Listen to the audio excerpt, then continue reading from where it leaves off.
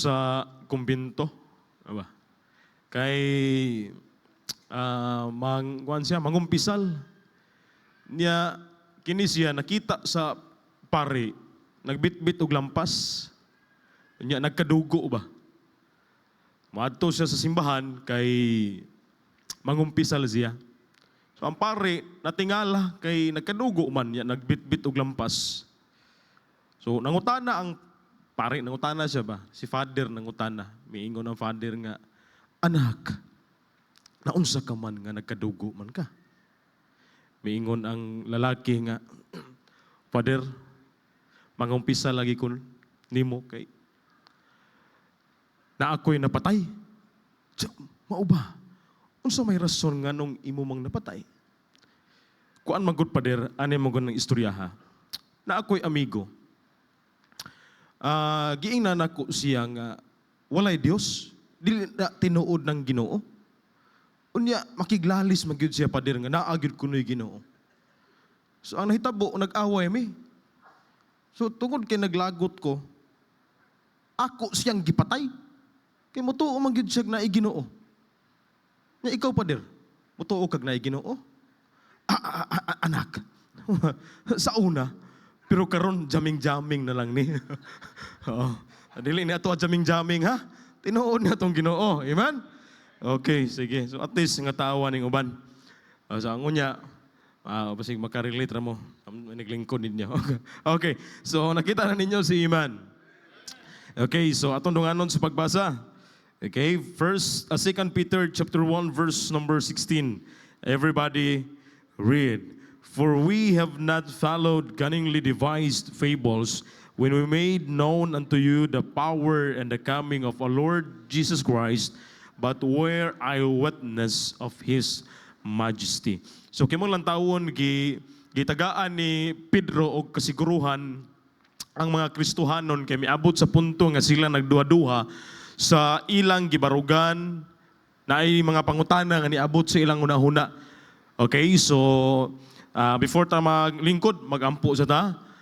Kanimo nangiton nga amahan Lord, salamat ninitag na sa kabuntagon.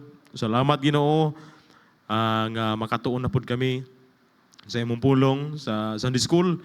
Ako pagampo Lord, gamitan ko instrumento lamang. Tuguti Ginoo nga ang balaang espiritu magaliho karon sa among taliwala aron ang imong pulong Ginoo masabtan sa simple o gyano nga pamaagi. Masabtan Lord unsa ka importante Ginoo ang Biblia, unsa kami kapanalangin, unsa ka dakong panalangin amahan nga diin kami nakabalos kamatuuran og naani namo amo ang gigunitan, amo ang ginabasa, gina-apply. So Lord, akong pagampo unas tanan pasaylo ami sa among masala nga nabuhat nga wala ka malipay. Kao Ginoo magahatag og dakong kadaugan karon sa panimbahon na binaginaw sa tibuok adlaw sa magdala sa iyong pulong ikaw Ginoo magapanalangin sa ngalan ni Jesus. Amen and amen. Okay, magalingkod ka mo. So mao ni ang ikaduha nga bahin, no? Part 2 ni sa atoa nga gihisgutan mahitungod sa unsa ang kahulugan sa Biblia sa akong kinabuhi. So nalipay ba ka nga nakahibalo ka sa kamatuoran?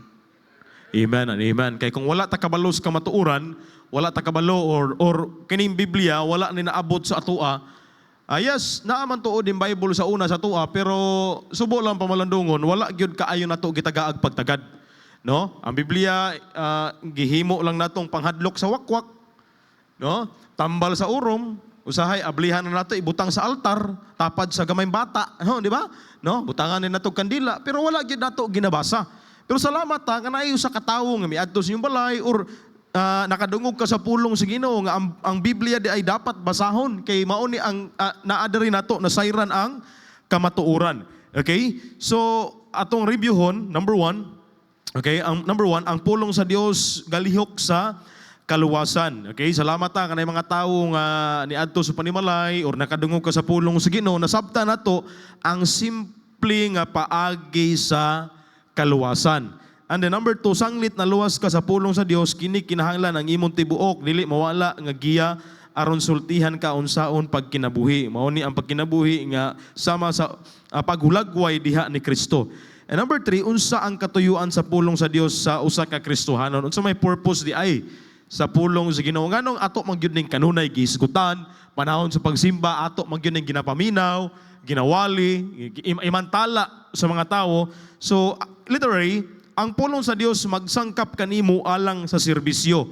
Aron ang tawo sa Dios mahimo nga hingpit sa bugos gisangkapan ngadto sa tanang maayong buhat. And the Bible says, 2 Timothy chapter 3 verse number 17, that the man of God may be perfect, thoroughly furnished unto all good works. So ang pulong mao ang training o kagamitan sa Kristohanon. No, so mao ni ang ato ang kagamitan. Okay, so walay epektibong serbisyo kung walay pulong sa Ginoo. So una, ang purpose ini, no, mao ni ang magsangkap kanato sa pagserbisyo aron mamahimo kitang hingpit. No, aron matudluan ug mapunguluan ang kinabuhi. Munang ingon sa Bible, Psalm 119 verse number 105, Thy word is a lamp unto my feet and a light unto my path. So in other word, ang pulong sa Ginoo mao ni giya. Mao ni maghatag nato giya sa mataglakaw nato everyday, no? Matag-adlaw sa matag-adlaw. No, ang pulong mao ni ang giya sa adlaw-adlaw nga desisyon. No, everyday maghimo ta og desisyon. No, imuha man ang desisyon whether musimba ba ka or dili. No, imuha man ang desisyon, no? Everyday mahimo tag desisyon kung magmalipayon ba ka or dili. Okay? Pero kay mo lang tawon, ang pulong mao ni ang giya sa adlaw-adlaw nga desisyon, dili emosyon or opinion. Sa paghimo natog desisyon matag adlaw, dili kung mahimo dili emosyon or opinion, kundi ibase nato sa pulong sa Ginoo. Mabito na everyday kung mahimo before ta mo mata, naagi meditation. Naay meditation or naay pagbasa sa pulong sa Ginoo kay mao nay muhatag nato kahayag kadanag sa atong una-una labi na sa paghimo og desisyon. Dili emosyon ang ato ang basihan. Kay nganuman, kung ang emosyon maoy, ang emosyon nga pagdesisyon, mura na siya, mahimong murag sakto sa paminaw nato pero di ay sayop. Managingon sa Proverbs 14 verse number 12, There's a way which seemeth right unto a man, but the end thereof are the ways of death. Labi na ikaw batanon, no, ang pagpili sa usa ka babayi o usa ka lalaki, dapat gayud nga atong basihan ang pulong sa Ginoo. Kung palantaw nimo, kini nga lalaki nangalagad ba si Ginoo? Or basig ang imong gilantaw ba kagwapo ra? Kagwapa ra? Oh well, okay man na maglantaw ta. Well, why sayop na maglantaw ta sa nawong, di ba? Kay nindot man gyud pud nang nabitaw toy istorya no nga kung ang bana medyo apiki niya ang asawa, gwapa, kuha na siya kanang sana siya kanang gwapa ba, ang anak medyo may pagkadagway gyud pa, may kaambungan pod, kana murag kabubuton na si Ginoo nya og batig adili mo batig daw no, sakit na mo nagbatig daw murag apiki ba, wala na uso ang laki, wala na uso ang bayi, ang anak-anak murag himala no, murag talagsaon sa ba, murag mahadlok tag musanay ba, di ba taw, no? So well, ok dili man na sayop na maglantaw ka sa nawong, di ba? Kasagaran magod karon, labi na bitaw na imodyo murag ambungan pud kuno gamay, ang mga babayi, mga lalaki pangkiligon, no, murag ay nindutan niyo. Pag naibagong nakita, saitan dayon, di ba? So nindot gayud nga ibasin nato sa pulong sa Ginoo. Amen? Kay basin unya kana day gwapo na pero palahubog di ay. Hello? Ang mga young people, ha? So kay nga naman ang pulong sa Ginoo mao ni ang ato ang giya, no? Mao ni ato ang giya. So unta everyday kung maghimo tag desisyon dili nato basihan ang ato ang emosyon kundi ibase nato sa pulong sa Ginoo. Kay naman mao ni aron matudloan ta og mao ni mag-una sa atong kinabuhi. Okay, letter B, ang pulong sa Dios nagpalig-on kanimo. So kini hulagway sa Biblia ingon nga espirituhanong pagkaon. So ato na ning gisgutan sa nilabay nga Domingo, no, ang pulong sa Ginoo gisusama sa usa ka gatas, dugos or mansanas, tinapay, tubig, karne. No, so ang pulong sa Ginoo enough na ni para mo grow ta spiritually atong kalag mamahimong lig-on. Muna ang panahon sa pagsimba, panahon pag naay pagtuon sa pulong sa Ginoo, ang atong gipakaon ang atuang kalag. Okay, so dirita number 4. Ang Biblia masaligan ba pag-ayo? Sa ato ang gibasa, 2 Peter chapter 1 verse number 16, for we have not followed cunningly devised fables. So kay mo lang taon, ani nga time si Apostle Peter nagsulat siya, gisulat niya ni kanang himalatyon na siya. Okay, himalatyon na siya around AD 64 to 67. No, so kini gi-address niya ni sa mga Kristohanon nga nalibog ba. Mangayon sila kani ka usa ka basig ordinaryo ra ni nga libro ba. Basin bag ang panglantaw nimo sa Bible ordinaryo na lang nga libro. No, dili na wala na nimo gitagaag importansya, pulong ni sa Ginoo. Ha? Pulong ni sa Ginoo. Ang Ginoo dili na ta makadungog karong istorya nga gikan sa langit nga dudong pagbinutan. Dili na. Ang pulong sa Ginoo enough na ni nga angay natong sundon. Amen. Unsa ka nang kahang makadungog tagtingog na moingon tag, oy, mata na diha simba na. Di ka ta mga hadlok. Diba? Mahadlok magitag na manuktok sa balay, ayo, maningil ko. Saan lang ka nang nimo tingog? Dong. Balbal ba ka siguro ron? Muna ang pulong sige enough na ni sa atong kinabuhi. Muna unta dili ta magduwa-duha, dili ta ni butangan og pagduwa-duha ang pulong sino tinuod ba ka nino? Mabito na mag-alanganin ta naghamang Kristohanon mag-alanganin sa pagsunod sa Ginoo kay para sila ang pulong sa Ginoo murag ordinaryo lang ba? Hello. Ang promise sa Ginoo murag ayo na sulat ra magunin. Oh, pulong ni sa Ginoo, amen. So for we have not followed cunningly devised fables. Dili ni ang pulong sa Ginoo dili lang ni istorya-istorya lang. Ha? Dili ni istorya-istorya lang. So gi-address ni Peter, Apostle Peter, ngadto sa mga Kristohanon nga nalibog kay daghan namang mga false teachers at this time. No, sama sa tuang kapanahonan karon daghan ng mga nagtudlo sa pulong sa Ginoo. Oh? So bantayanan kayo, okay? So these false teachers were saying that kani nga mga mini nga mga magtutudlo gaingon sila nga ang pagbalik sa Ginoo usa lamang ka kanang myth bitaw murag istorya lang bitaw na bitaw dili tinuod, no, murag sa salida pa murag sci-fi ra ba, okay? And then the apostle Paul the apostles invented stories to gain followers. Sumao ni ang gitudlo sa mga mini nga mga magtutudlo nga ang mga apostoles kuno nagtudlo sila og sayop nga pagtulunan para daghang manunod nila.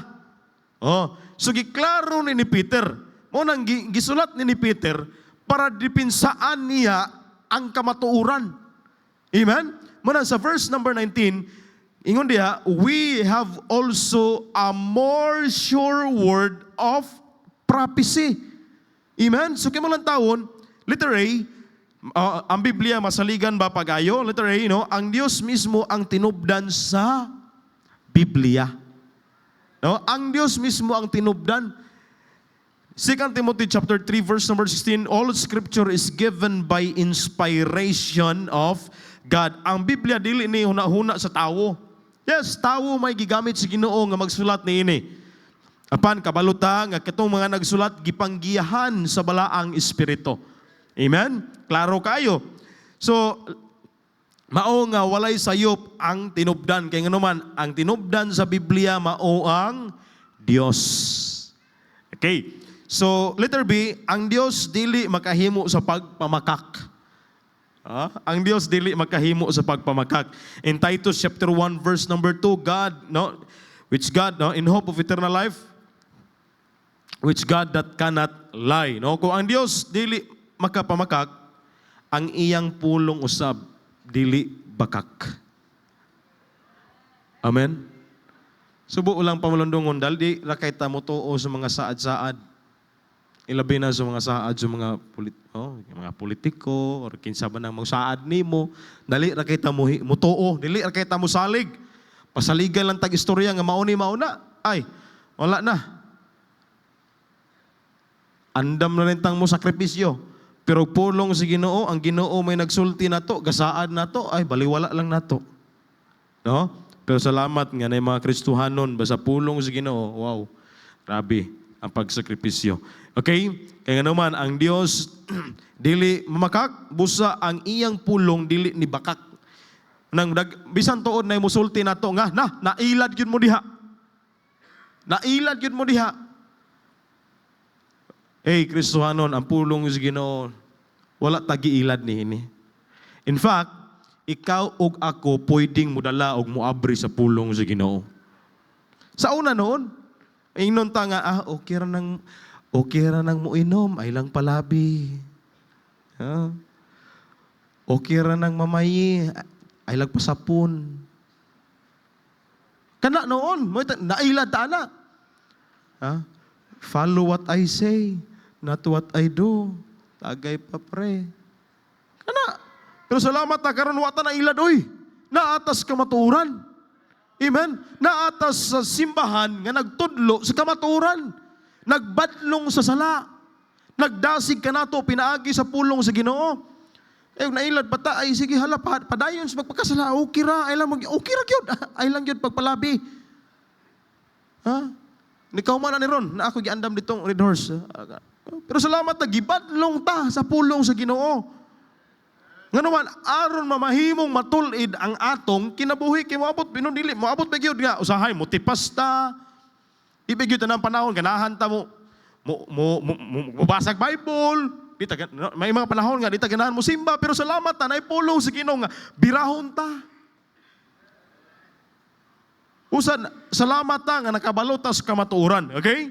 So, busa ang Biblia kasaligan sa tanang aspeto. Ato ang doktrina diri nato gibase. Doktrina mahitungod sa kaluwasan. Kini atong doktrina wala ni gibase sa doktrina nga gihimo sa tawo nga ang tawo natulog siya nya usa ka adlaw ana gipadamgo siya na kunoy anghel nga may pakita ni may padayag niya ug mao na. Wala dili na ang aton doktrina gibase nato sa pulong sa Ginoo. Munang importante kayo ilabi na gyud sa kaluwasan kabaluta unsay gitudlo sa Bible.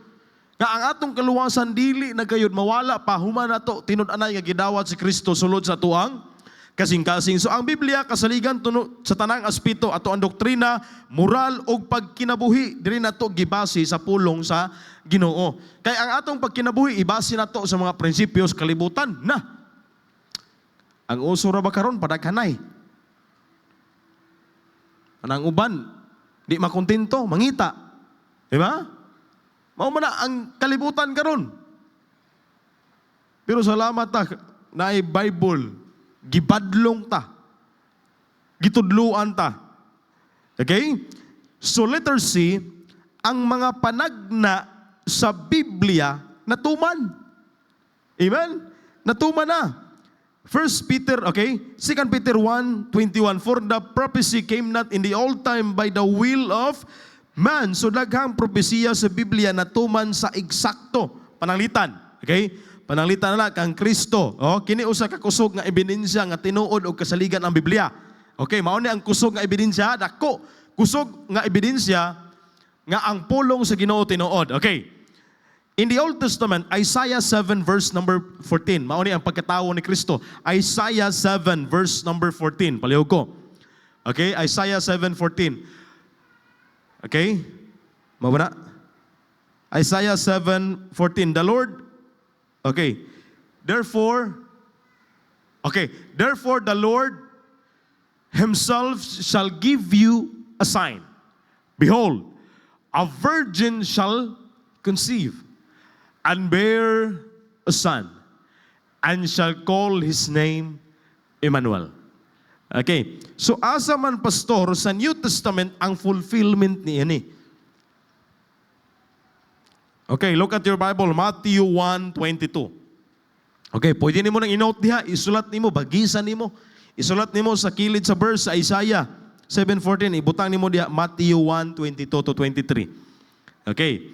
O sige ngon sa Matthew 1:22 to 23, now all this was done that it might be fulfilled which was spoken of the Lord by the prophet, saying, behold, a virgin shall be with child, and shall bring forth a son, and they shall call his name Emmanuel, which being interpreted is God with us. So kayo mo lang tawon, kalang na sa Matthew 1:22 to 23, fulfillment na gisulti sa Old Testament in the book of Isaiah 7 verse number 14. Amen? mahitungod sa pagkatawo ni Kristo. Now, ang iyang pagkayab, pastor, pagkayab ba? Gikan sa iyang pagkabanhaw, 40 ka adlaw siya nagwali with body, ha? Oh, maura ba ni karon ang pagtulunan, nasabtan ako, no? Kana bitang gituuhan sa uban nga mga sikta nga 40-han. Oh, 40-han ba? Oh, ika-40 ni anhing karon, o maghanda ta atong papangadjian kay aron mahilo na ang kalag. Oh. So si Kristo gikan siyang pagkabanhaw 40 ka adlaw gawali siya. Okay? Maboy tatong si Thomas, primero gyud gaduha-duha siya pero tungod kay si Kristo may pakita niya, nahikap niya ang samad sa kamot ug sa kilid. Mingon siya, my Lord and my God. No, so dili to kalag kana bitang without body ba? No? So gikan pagkahuman na 40 ka adlaw si Kristo mikayab sa langit. Oh, mikayab sa langit. So gisulti na in the Old Testament. No? Daniel 7 verse number 13. Abrihain yung Bible.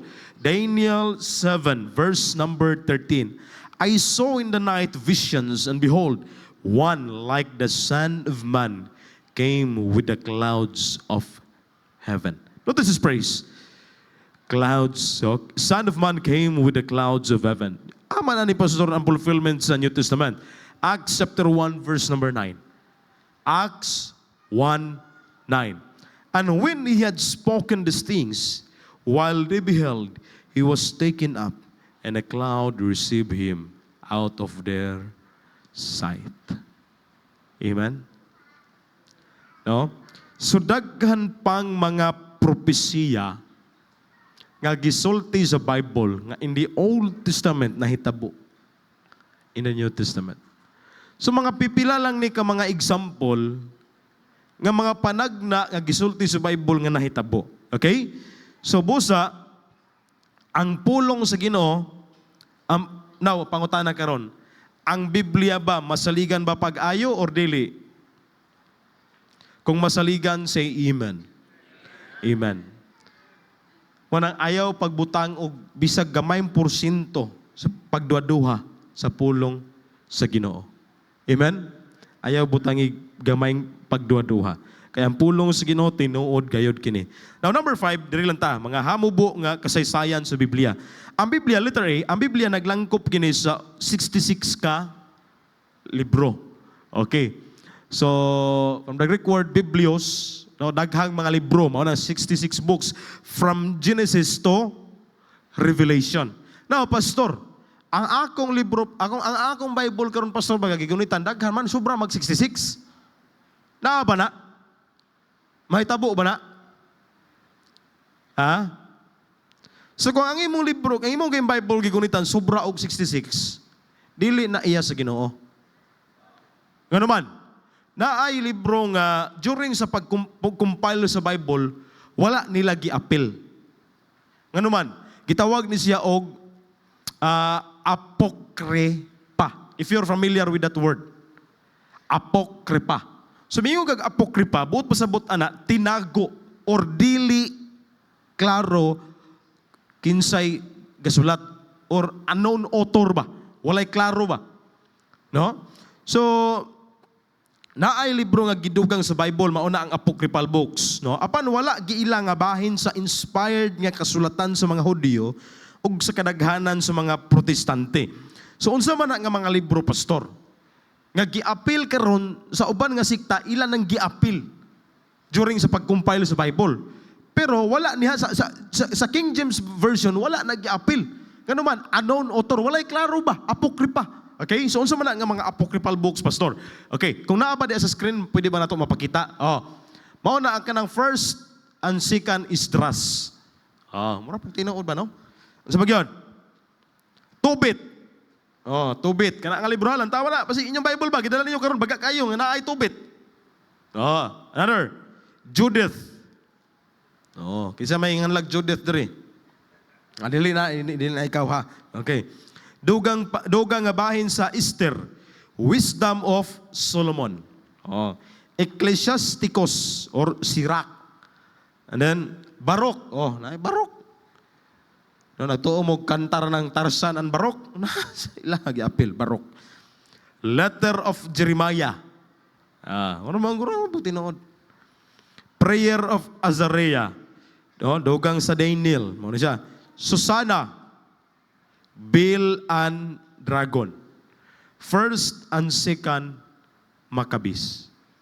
So kana naa sa libro sa First and Second Maccabees, gitudlo diha ang prayer of the dead. Kaya mo lang tawo na diha. Nasa book of Maccabees, gitudlo diha ang prayer of the dead. Unya na diri sa apocryphal books, gipakamatarong na po diha ang maghikog. Manang okay ra maghikog. Pero wala ni siya during sa pag-compile sa Bible, wala ni giapil tungod kay unknown author. Error ang nakita. So wala ni giapil. So kung imong Bible karon lapas og 66 from Genesis to Revelation, kung nalapas gali, ayaw na gamita. Ayaw na. Okay?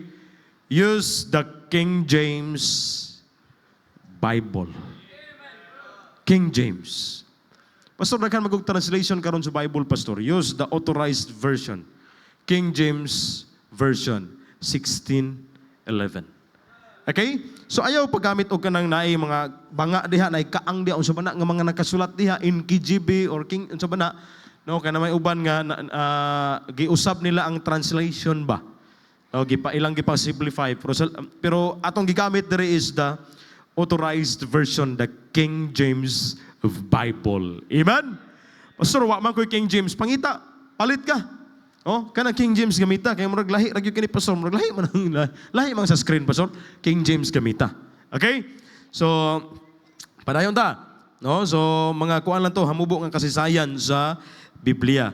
And then, letter B, gisulat sa kapin ka, 40 ka, mga tigsulat. So, 2 Peter 1:21, gigiyahan sila sa balaang Espiritu, for the purpose he came not in the old time by the will of man, but by holy men of God spake as they were moved by the Holy Ghost. Letter C, gisulat-sulod sa kitason nga mga 2,000 ka tuig. Hingpit nga tukma, letter D, sa mga butang sa kasaysayan o panagna o propesiya. And letter E, walay ni usa ka pagsumpaki. From Genesis to Revelation, what kayo nakita sa Bible nga naay nagsumpaki. Amen? Timailan ra gyud nga gikan pulong gayud kini sa Dios. Ang katong mga tigsulat gigiyahan sa balaang Espiritu. Manang never ni mo mabasa sa Bible nga naay panagsumpaki. Usa ra gyud tema ang Ginoong Hesukristo. Amen? Pagkaanindot. So, mga gisulti sa Bible, nahitabo na, usa na lang yun ang wala. Unsa man, Pastor, ang atong gihulat, mao ang pagbalik sa Ginoo. Diha na dayon, pag moabot ning rapture, sakgawon tang mga Kristohanon. Unang pagkasagawon, itong mga matay diha ni Kristo. Ikaduha kita, diha na dayon, sunod-sunod diha na dayon mahitabo ang mga sunod-sunod nga panghitabo, ilabi na nga gisulti sa book of Revelation. Amen?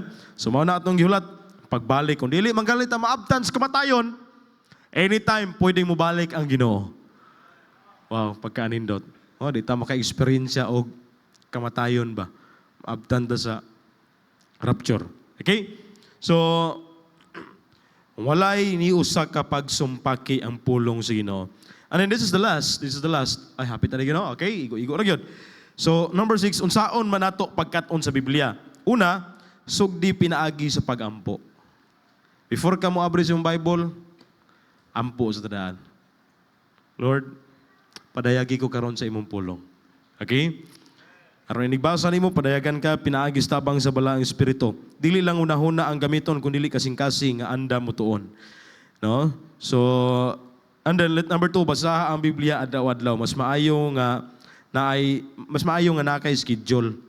No? So, unsa may time nga gihatag nimo nga mubasa kag Bible. Pastor, nakay anak pastor sa mukan kay ko, wa koy time. So, dapat gahinan gyud nimo. Gaani mog time nga pag nakatulog na imong mga sakop diha or together with your family, kung ay family devotion. No? So, basaha sa hustong paagi or context by context.